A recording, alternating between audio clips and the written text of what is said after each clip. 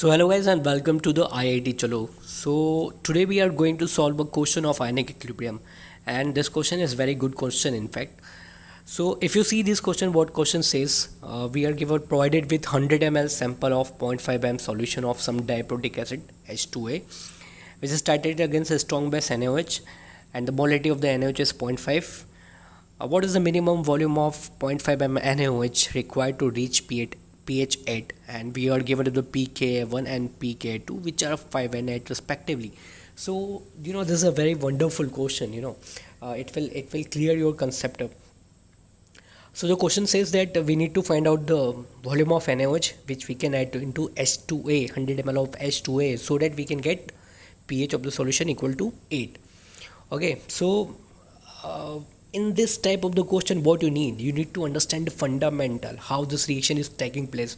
So once you understand the fundamental of this question, then it becomes very easy to solve this question. So let's see your chemical reaction of this diprotic acid. So this diprotic acid will dissociate into H positive and HA negative. This will not like a dissociation of complete two protons. It will not dissociate like 2H positive plus A2 negative.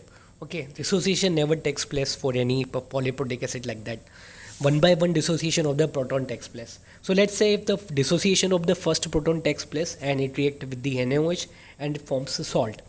So at this point of the time, when H positive react with when this H2A dissociate into the H positive and HA negative and react with the NaOH, so there is the formation of the salt. So at this point there are two conditions. If you see initially, what will happen, not all the H positive will get neutralized. That means what I want to say is, if your NaOH is acting as a limiting reagent, its amount is less than the amount of H2A into the solution, then what will happen, this H positive and HA negative which has formed, they will again combine and they will again form H2A, and some amount of the H positive will combine with NaOH and it will form NaHA into the solution. Then you will be left with salt and you will be left with the weak acid also. So there will be the salt and weak acid into the solution, so it will basically act as a buffer, and at this point of the time pH of the solution is because of the buffer condition which is formed into the solution. Alright, so this was the first possibility when there is not complete neutralization of the first proton. Then there is a second possibility when complete neutralization of first proton takes place. So if complete neutralization takes place, then you will only left with salt into the solution. Then the pH of the solution is only because of the dissociation of this salt, hydrolysis of this salt. So we will call it the case of the salt hydrolysis. So understood this thing, guys. In first case, dissociation of the first proton, then there are the two possibilities, either it may completely neutralize, or it may not completely neutralize. If it's not completely neutralized, then it is the case of the buffer. If it's completely neutralized, then it is the case of the salt hydrolysis. Okay, so this was the first this was the reaction because of the first proton. Then in second case, what will happen, that means in second step what will happen, dissociation of this NaHA will again takes place into Na negative and H positive. Then again there will be the possibility that second proton completely neutralize, or it may not completely neutralize. So again there will be formation of the buffer, and there will be also formation of the salt. So in case, what will happen, again you will have a buffer solution. Okay, so this buffer is formed second time, so we will call it second buffer. And if it's complete neutralization, then it will be the case of the salt hydrolysis, and this will be the second salt formed into the solution, so it will be called salt hydrolysis second. Okay, so in case of the diprotic acid, you will have two buffer condition and you will have two salt hydrolysis condition. So this will be BF1, this will be SH1, and this is the BF2 and SH2. So this is what is general mechanism of reaction of any polyprotic acid. This thing I will also explain with the help of the graph, so that you can understand it better. So let's understand this graph. In this graph there are the certain things which I want to make you into the consideration. At point A, pH is only because of the H2A. Alright, So there is, because no NaOH is added into the solution, so pH will be only because of the H2A. Again, at the point B, as I said, there is a partial neutralization. So at the partial in case of the partial neutralization, some acid will be left, some base will be, some salt will be formed into the solution.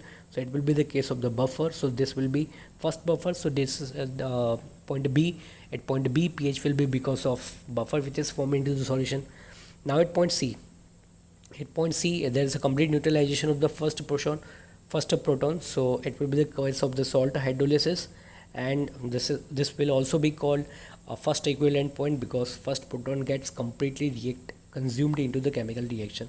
So this will be the SH1. Again, point D will be BF2, that is buffered second.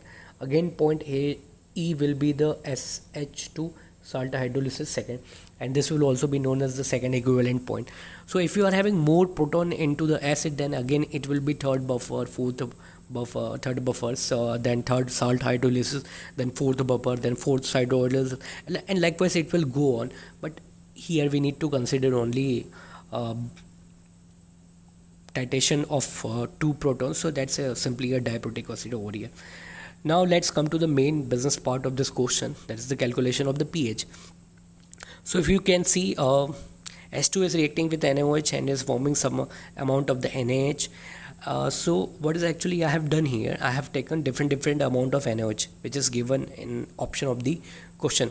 So I am provided with 50 ml of NaOH, I am provided with the 100, second option was 100 ml, then third option was 150 ml, and the fourth option was 200 ml. So if you take 50 ml of the solution of 0.5 molarity of NaOH, then number of millimoles of NaOH will be 25, and number of millimoles of H2A will be 50, and it will react with some amount of the H2A, and it will form some amount of the salt. That means it will form 25 millimoles of the salt, and then again you will be left with 25 millimoles of acid, and this will be the perfect case of the buffer. So pH of the solution at this point of the time is only because of the buffer, and which can be calculated by pKa 1 plus log of concentration of salt upon acid. Okay, so we have taken pKa 1 because this buffer is because of the dissociation of the first proton. Alright guys, so we are getting pH 5. That is not our answer because we want pH 8. So let's move to the next volume of the NaOH. So if you are taking 50 ml of NaOH, 100 ml of NaOH, then you will have 50 millimoles of the H2A at the start of the reaction, and 50 millimoles of NaOH at the start of the reaction. Then there is a formation of the salt. As you can see, no acid is left over, and first proton gets completely reacted. So at this point of the time, there are again possibility which you can take into the consideration. This NaHA can also dissociate into Na negative and Ha positive. Okay, so there is one possibility that this can also happen. So at this point of the time, if you are calculating the pH, so pH of the solution will be calculated by using formula pKa1 plus pKa2 divided by 2. So it will be basically average of the two pKa values, because as I told you, second proton can also be dissociated. So pH of the solution will be simply 6.8, but again this is not our answer, we want a pH 8. So now next move to the next volume of the NaOH, and the next volume of the NaOH is what? Is 150 ml. Now if you take 150 ml of the NaOH, then you will have 50 ml of NaHA. Okay, because I have already told you 50 ml of NaHA will be there, and then you will be left with 25 ml of you will have 25 millimoles of NaOH. By mistake it is written 75. So at this point what will happen, you will have 50 millimoles of NaHA, because 100 millimole will react as you can see in the previous step.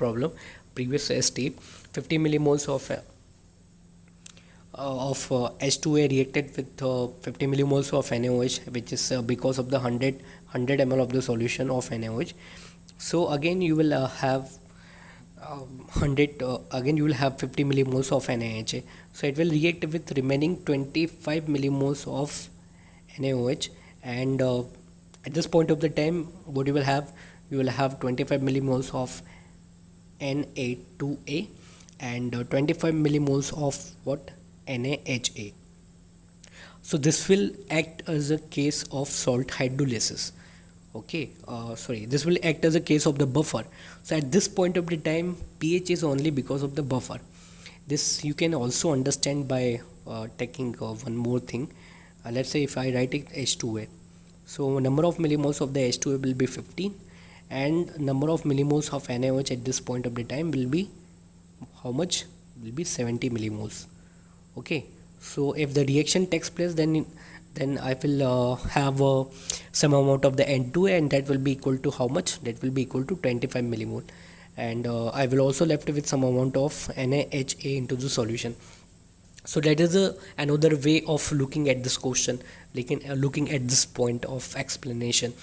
Alright, so as I told you, this will be the case of buffer again. Now again apply the formula for the buffer. So if you calculate pH of the buffer at this point of the time, you get pH equal to pKa2 plus concentration of salt upon acid, and that comes out to be 8. Okay, so this is what is actually our answer. This is what is answer. So that means what? That means if you are adding 150 ml of NaOH into the solution, you will obtain a solution of pH 8. Alright, so here it should be pH. By mistake it is written pK, so pH of the solution comes out to be 8 is at this point when we are adding 150 ml of NaOH into the solution. So that's what will be answer. And if we see in our problem, 150 ml of NaOH was given, so our answer comes out to be C. Alright, so I hope guys this help you. Thank you much for watching this video.